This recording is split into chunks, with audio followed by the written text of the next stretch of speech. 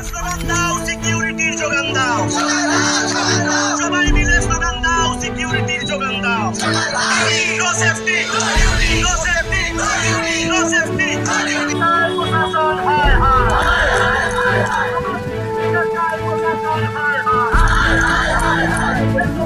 छत्तीस घंटे का लगातार कार्य दुश्वार हुआ, बहिष्कार हुआ, बलात्कार हुआ, पुरुष के वहशीपन से साक्षात्कार हुआ।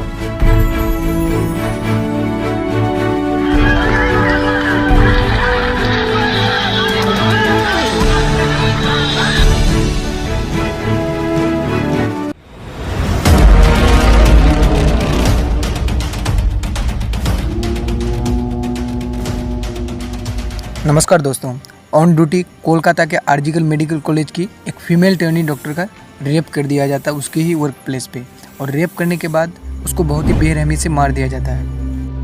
और जो कॉलेज एडमिनिस्ट्रेशन है वो इस मर्डर को सुसाइड के रूप में पोर्ट्रे करना चाहती थी, लेकिन ऐसा हुआ नहीं और अब ये सीबीआई को हैंडओवर कर दी गई है। आखिर कॉलेज एडमिनिस्ट्रेशन की ऐसी क्या मजबूरी है जो एक मर्डर को सुसाइड के रूप में पोर्ट्रे करना चाहती है? हम लोग इस बात को आगे डिटेल में समझेंगे। लेकिन सीबीआई को केस हैंडओवर करने से 4-5 घंटे पहले ही सेमिनार रूम के जस्ट बगल में रिनोवेशन का काम स्टार्ट कर दिया गया है, और ये वही सेमिनार रूम है जहाँ पे रेप हुआ था। Can you imagine what happening there? जहाँ पे क्राइम का मेन स्पॉट है वहीं पे रिनोवेशन का काम स्टार्ट कर दिया गया है। बंगाल पुलिस क्या कर रही है पता नहीं। ये एक सोची समझी साजिश है एविडेंस को वाइप आउट करने की। संजय रॉय जो इस केस का दोषी माना जा रहा है वो वॉलंटियर था पुलिस का। 2019 में ये वेलफेयर फाउंडेशन के थ्रू पुलिस से जुड़ा और ये एज ए पुलिस फिर उन लोगों के साथ काम करने लगी। ये इस बात को भी एक्सेप्ट कर चुका है कि ये रेप और मर्डर उसी ने किया, लेकिन ये रेप एक सिंगल पर्सन के द्वारा नहीं लग रहा है। ये गैंग रेप का केस लग रहा है। ये गैंग रेप इसलिए लग रहा है क्योंकि जो वजाइनल फ्लूइड का जो क्वांटिटी कलेक्ट किया गया है वो बहुत ही ज़्यादा है। इस पर हम लोग आगे बात करेंगे। पूरे देश के डॉक्टर्स जो सिर्फ मेडिकल फील्ड से बिलोंग करते हैं वही प्रोटेस्ट कर रहे हैं, स्ट्राइक पे बैठ रहे हैं, कैंडल मार्च निकाल रहे हैं। मैं अपने नॉन मेडिकल दोस्तों से कहना चाहूँगा, it's not the matter of only doctors, it's the matter of all of us. वो एक डॉक्टर से पहले एक लड़की है जो किसी की बहन है, किसी की बेटी है। आज वो है, कल को आपकी सिस्टर के साथ, फ्रेंड के साथ या गर्लफ्रेंड के साथ, किसी के साथ भी ऐसा हो सकता है। आज ये घटना हॉस्पिटल में हुआ है, कल ये स्कूल, ऑफिस, कॉलेज और any type of work place में हो सकता है। जहाँ पे आप काम करते हैं वहाँ भी ये हो सकता है। आज साथ नहीं खड़े होगे तो फिर कब होगे? Stand against this type of heinous crime. Don't be neutral. Show your solidarity for the victim by adding your stories और बाय शेयरिंग वीडियोस और by protesting on the road whatever you can. कुछ लोग सोचते हैं कि story लगाने से क्या होगा। चलिए मैं आप लोगों को एक छोटी सी कहानी सुनाता हूँ। एक बार एक जंगल में आग लगी थी, तो एक बर्ड पास के तालाब में जाता और अपने चोंच में पानी भरकर उस आग में डालता। उस बर्ड को ये भी पता था कि मेरे इतने थोड़े पानी से आग नहीं बुझने वाली है, लेकिन फिर भी वो इस काम को बार बार करता रहा। एक बंदर दूर से ये सारा खेल देख रहा था, तो उसने बर्ड से पूछा, इतने थोड़े से पानी से क्या हो जाएगा?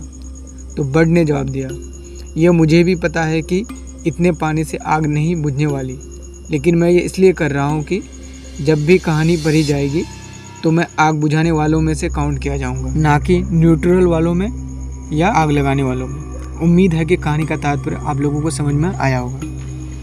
एक स्टूडेंट जो 12th के बाद नीट का एग्ज़ाम देता है, खूब मेहनत करता है और नीट का एग्ज़ाम क्लियर करता है और उसका यूजी में एडमिशन हो जाता है। सारे 5 साल कंप्लीट होने के बाद यूजी में, उसके बाद पीजी के लिए फिर इंटेंस होता है, फिर पीजी का एग्ज़ाम देता है, उसके बाद पास होता है, उसके बाद फिर हॉस्पिटल में ड्यूटी लगती है और उसके बाद उसी के वर्क प्लेस पे उसका रेप करके मर्डर कर दिया जाता है। सोचो उसके माँ बाप पे क्या गुजरती होगी, जो इतनी सारी एक्सपेक्टेशन उस बच्चे से होती है, इतना सारा मेहनत करके उसको पढ़ाया जाता है और उसके बाद उसके साथ ऐसा कांड हो जाता है। जैसे मोस्टली अदर प्रोफेशन में क्या होता है, जो 8 से 5 ड्यूटी होती है दिन में, उसके बाद छुट्टी हो जाती है, सब घर चले जाते हैं। लेकिन मेडिकल फील्ड में क्या है, जो ऐसा कोई नहीं होता है, 8 से 5 कोई ऐसी ड्यूटी नहीं होती, उसमें डे नाइट कभी भी ड्यूटी लग सकती है। तो इसी तरह ये उस दिन आरजी मेडिकल कॉलेज में विक्टिम ड्यूटी पे थी। तो फिर अगले दिन 9 अगस्त की रात को लगभग 1 बजे रात, तो वो अपने जूनियर्स के साथ खाना खाती है और थकी भी रहती है, तो थकी भी रहने के वजह से वो सेमिनार रूम में आराम करने चली जाती है। फिर सुबह 6 बजे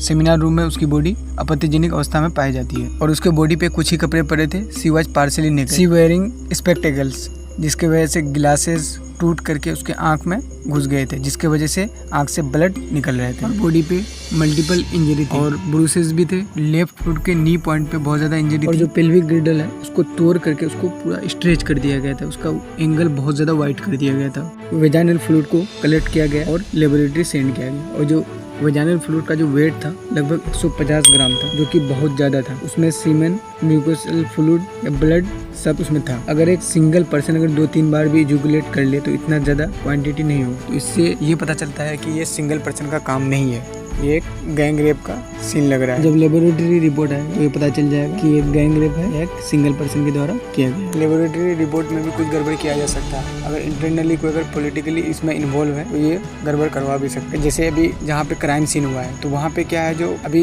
रिनोवेशन का काम स्टार्ट कर दिया गया, तो पुलिस के रहते हुए रिनोवेशन काम कैसे स्टार्ट हो सकते हैं? मेन क्राइम स्पॉट है, तो वहाँ पे ऐसा कैसे हो सकता है जो पुलिस के रहते हुए कोई रिनोवेशन का काम स्टार्ट कर दे? पूरे देश में प्रोटेस्ट चल रहा है और लोग वहाँ पे रिनोवेशन का काम करवा रहे हैं। कुछ तो गड़बड़ है, तभी तो रिनोवेशन का काम चल रहा है। सीबीआई को सौंपने से पहले 2-3 घंटे पहले की बात है जो वहाँ पे ऐसा चल रहा है। और जो कल्प्रिट है संजय रॉय, तो वो बस एक प्यादा है, उसको इस्तेमाल किया जा रहा है। जैसे वो खुद एक्सेप्ट कर रहा है जहाँ ये रेप और मर्डर हमने किया है, तो इसके पीछे और भी लोग इन्वॉल्व हो सकते हैं। इसलिए इस चीज़ों को मतलब इसका जो एविडेंस है उसको मिटाने की कोशिश किया जा रहा है। सिर्फ एक बंदा नहीं है इसके सामने, और भी लोग इसमें इन्वॉल्व होते हैं। अगर फ्री अगर फेयर तरीके से अगर जांच होगी, सीबीआई अगर सही तरह से जांच करेगी, लेबोरेटरी रिपोर्ट में कोई अगर गड़बड़ नहीं, जस्टिस मिल सकता है।